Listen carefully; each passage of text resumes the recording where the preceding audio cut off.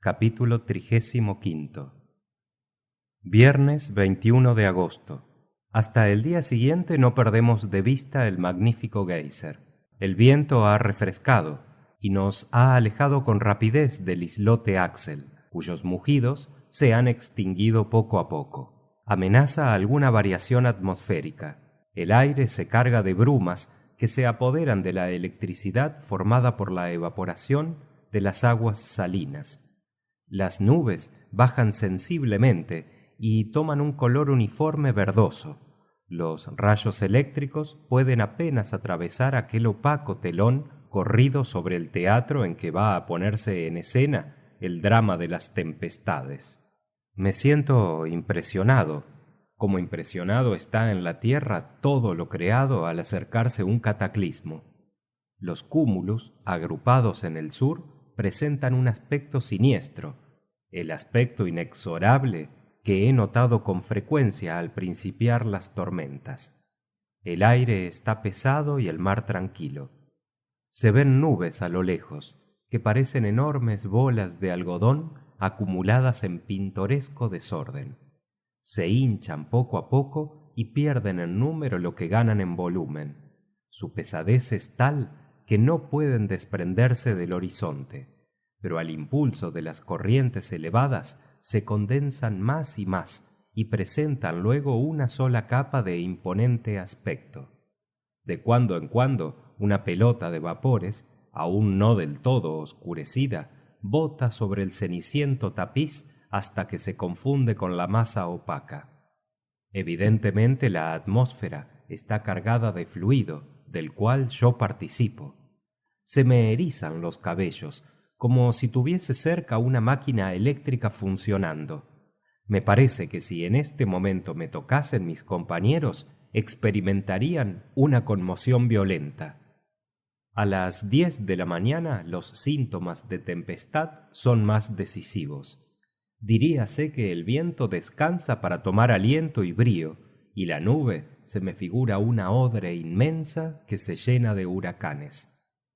No quiero creer en amenazas del cielo, y sin embargo no puedo abstenerme de decir: mal tiempo se prepara. El profesor no responde. Está de un humor tal que no puede sufrirse a sí mismo viendo que el océano se prolonga indefinidamente.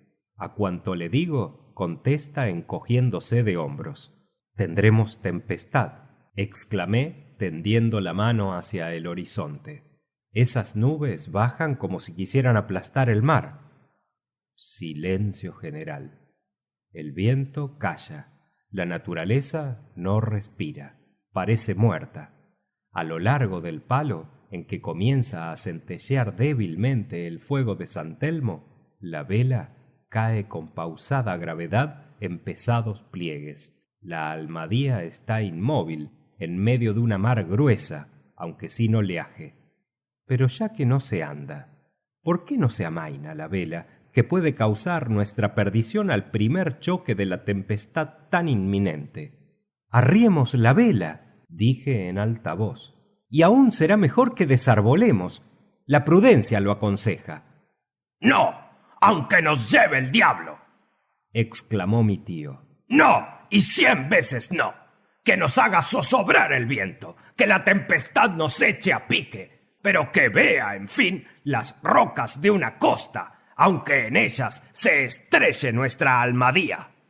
No ha acabado aún mi tío de pronunciar estas palabras cuando por el lado del sur el horizonte toma súbitamente otro aspecto. Los vapores acumulados se resuelven en el agua y el aire, violentamente solicitado para colmar los vacíos producidos por la condensación, se hace huracán. Procede de los más remotos extremos de la caverna. La oscuridad aumenta de tal modo que apenas me permite tomar algunas notas incompletas. La Almadía se levanta dando saltos. Mi tío cae. Yo me arrastro hacia él, que se agarra con fuerza a un cable y contempla, sin embargo, con placer aquel espectáculo de los elementos desencadenados. Hans permanece firme. Sus largos cabellos, desgreñados por el huracán que azota con ellos su rostro, acababan de alterar su extraña fisonomía, terminando cada una de sus puntas en una lucecilla fosfórica. Diríase, al ver su espantoso semblante, que es un hombre antediluviano, contemporáneo de los ictiosauros y de los megaterios. El palo de la Almadía resiste. La vela se hincha como una burbuja próxima a reventar. La embarcación avanzaba con una violencia que no puedo calcular, pero no tan deprisa como las gotas de agua que levanta, escupiéndolas en línea recta a larga distancia. ¡Abajo la vela! ¡Abajo la vela!, digo yo a mis compañeros. ¡No!, responde mi tío. «Neg», repite Hans, moviendo lentamente la cabeza. La lluvia forma entre tanto una catarata estrepitosa ante aquel horizonte hacia el cual corremos como unos insensatos. Pero antes de llegar a nosotros, la nube se desgarra, entra el mar en efervescencia y se pone en juego la electricidad producida por una acción química poderosa que se ejerce en las capas superiores. Se mezclan las centelleantes vibraciones del rayo a los imponentes estampidos del trueno. Numerosos relámpagos se cruzan en medio de las detonaciones. Los vapores se inflaman como una fragua. Arroja luz el granito que da contra el metal de nuestras herramientas y nuestras armas, y las olas hinchadas parecen cerros ignívodos que alimentan en sus entrañas un fuego activo, y cada una de ellas ostenta en su cresta un penacho de llama. La intensidad de la luz deslumbra mis ojos, el estrépito del trueno desgarra mis oídos. Tengo que agarrarme del palo de la Almadía, que al violento impulso del huracán se dobla como una endeble caña. Aquí mis notas de viaje aparecen muy incompletas. No apunté más que algunas observaciones fugitivas, tomadas, si así puede decirse, maquinalmente, pero tan breves y oscuras como son, llevan el sello de la agitación que dominaba mi alma, y expresan la situación mejor que pudiera hacerlo mi memoria. Domingo 23 de agosto. ¿Dónde nos hallamos? Somos arrastrados con una rapidez que no puede medirse. La noche ha sido espantosa. Vivimos envueltos en un fuego perenne, en una detonación incesante. De nuestros oídos brota sangre, y no podemos hablarnos. Los relámpagos no cesan. Veo cómo culebrean retrógradamente, y después de una rápida fulminación, vuelven de abajo a arriba y van a herir la bóveda de granito. Si llegase ésta a desprenderse, otros relámpagos se bifurcan o toman la forma de globos de fuego que estallan como bombas. No por eso aumenta el general ruido, porque ha traspasado ya el límite que puede percibir el oído humano. Y aun cuando saltaran a la vez todos los polvorines del mundo, no oiríamos más estruendo que el que oímos. Hay en la superficie de las nubes una emisión de luz continua. De sus moléculas se desprende incesantemente la materia eléctrica. Se han alterado evidentemente los principios gaseosos del aire, y columnas de agua innumerables se lanzan a la atmósfera y caen echando espuma. ¿A dónde vamos? Mi tío está echado cuán largo es en un extremo de la Almadía. El calor aumenta. Miro el termómetro, señala... La cifra está borrada. Lunes 24 de agosto. No acabará esta lucha. ¿Por qué no ha de poder ser definitivo el estado de esta atmósfera una vez modificado? Estamos quebrantados de fatiga. Hans sigue imperturbable. La Almadía corre invariablemente hacia el sudeste. Desde el islote Axel hemos andado más de 200 leguas. El huracán arrecia al mediodía y nos obliga a amarrar sólidamente todos los objetos que componen el cargamento. También nosotros tenemos que agarrarnos. Las olas pasan por encima de nuestras cabezas. En 3 días no podemos dirigirnos la palabra. Abrimos la boca, movemos los labios y no se produce ningún sonido apreciable. No nos oímos, aunque aplique uno sus labios al oído del otro. Mi tío se me ha acercado, ha articulado algunas palabras. Creo que me ha dicho: «Estamos perdidos». No puedo asegurarlo. Tomo el partido de escribirle estas palabras. Arriemos la vela. Me hace señal de que consiente en ello, pero apenas ha tenido tiempo de hacerme esta señal cuando un disco de fuego nos asalta por la borda. La vela es arrancada con el palo que la sostiene, y con él vuela a una altura prodigiosa, semejante al pterodáctilo, ave fantástica de los primeros siglos. Estamos helados de espanto.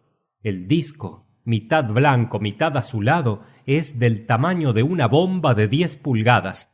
Se pasea lentamente, girando con sorprendente velocidad al soplo del huracán. Pasa de un lado para otro, se detiene un momento en la borda de estribor, salta sobre el saco de provisiones, desciende ligeramente, bota, roza con sus alas de llama la caja de pólvora. ¡Qué horror! ¡Vamos a volar! ¡No!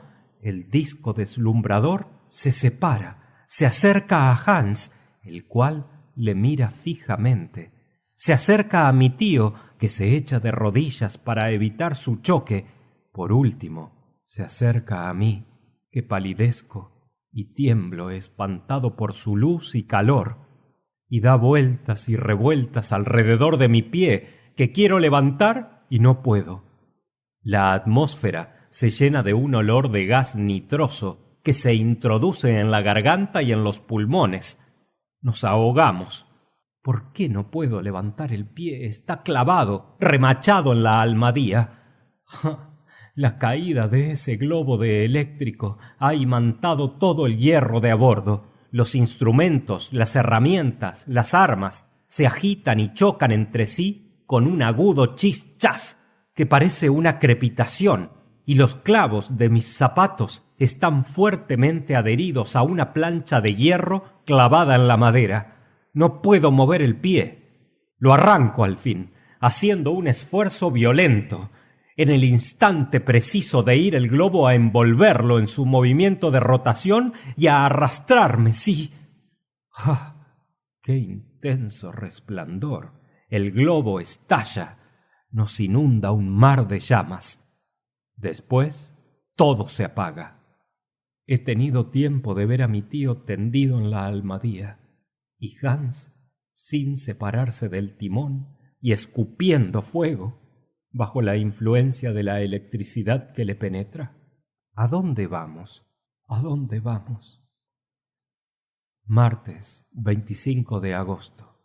Salgo de un largo desvanecimiento. La tempestad no cesa. Los relámpagos se desencadenan como una nidada de serpientes nacidas en la atmósfera. ¿Estamos aún en el mar? Sí, arrastrados con una velocidad incalculable. Hemos pasado por debajo de Inglaterra, del Canal de la Mancha, de Francia, tal vez de la Europa entera. Se oye un nuevo ruido. Evidentemente, lo produce el mar azotando peñascos. Pero entonces... Fin del capítulo 35.